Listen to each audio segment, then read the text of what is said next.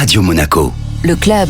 Et sur Radio Monaco Made in New York, on va parler d'un événement culturel qui relie la France à la ville de New York avec notre invité aujourd'hui, David Serrero. Bonjour David. Bonjour mon cher Benjamin, comment allez-vous ? Ça va très bien et vous ? Alors je crois savoir que depuis quelques jours, vous êtes très occupé du côté de New York. J'ai le grand plaisir, je vais y arriver, de jouer à New York la comédie musicale française, les 10 commandements que j'ai le plaisir d'adapter en anglais et d'amener à New York, donc ça devient The Ten Commandments, the musical, et nous avons eu la grande première dimanche, et avec une standing ovation pendant 20 minutes, tout le monde debout, c'était absolument extraordinaire, et vraiment, en même temps, à titre personnel, un rêve qui se réalise, parce que c'est une comédie musicale qui compte énormément pour moi, et c'était tout un challenge de l'amener aux Américains à New York, et c'est un rêve devenu réalité. Alors justement, David, racontez-nous, parce que je crois que ça faisait quand même des années que vous aviez cette idée en tête de participer d'une certaine manière à la comédie musicale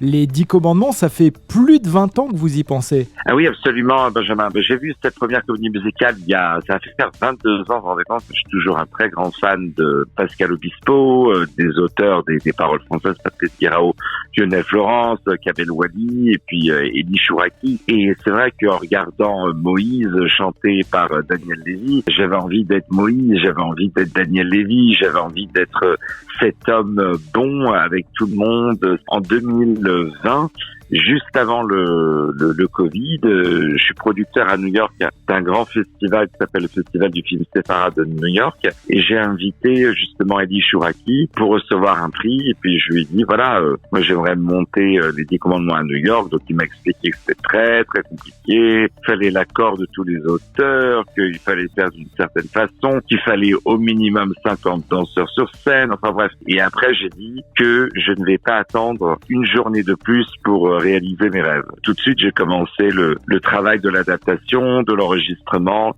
J'ai fait d'abord des enregistrements en anglais, des titres pour voir ce que ça donnait. Et puis voilà, je suis rentré en contact avec les auteurs, avec l'équipe formidable de Pascal Obispo, les éditions Atlético. Ça a pris presque un an de négociation, de travail. Et puis d'abord la sortie du premier titre, du premier single. Il fallait adapter le spectacle sur scène, puisque le spectacle à l'origine, il était fait dans des zéniths. Donc il a fallu l'adapter pour le public américain en y ajoutant des dialogues, et puis bien sûr d'en faire une adaptation scénique qui, j'irais, puisse marcher dans tous les théâtres. Allez, une dernière question, 20 secondes de promo. David, ça se passe où le spectacle ? Jusqu'à quand ? Combien ça coûte, etc., etc. Ça se joue à un musée qui s'appelle le Musée d'Histoire Juive de New York, où j'ai fait beaucoup de productions là-bas. Donc ça se joue jusqu'à dimanche, le 15 mai. Merci beaucoup David. Merci Benjamin, merci mille fois à vous, merci.